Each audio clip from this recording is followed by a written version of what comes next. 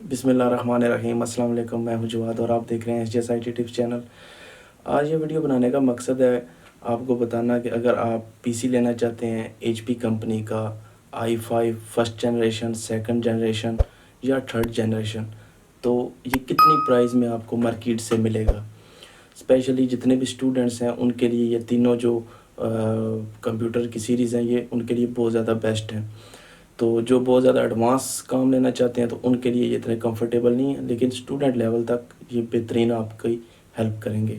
تو اگر i5 first generation کی بات کریں تو وہ تقریباً آپ کو 13,000 روپے میں مارکیٹ سے مل جائے گا، 12 سے 13,000 میں۔ اور اس میں اگر آپ جسٹ CPU لینا چاہ رہے ہیں تو وہ آپ کو 7,000 میں مل جائے گا۔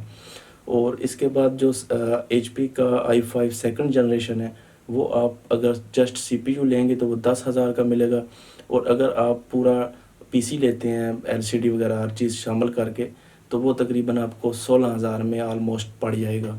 اور اس کے علاوہ اگر آپ لینا چاہ رہے ہیں i5 تھرڈ جنریشن تو وہ تھوڑا سا ایکسپینسیو ہے، وہ آپ کو تقریباً پورا سیٹ ہے جون سا وہ 20,000 کا آلموسٹ آپ کو پڑ جائے گا، جون سی تھرڈ جنریشن ہے۔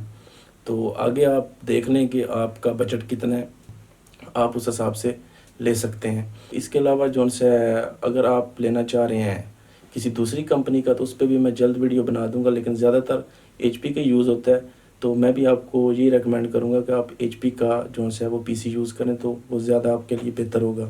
اگر ویڈیو پسند آئی ہو تو لائک کیجیے گا، شیئر کیجیے گا اور میرے چینل کو سبسکرائب کرنا نہ بھولیں۔ Thank you.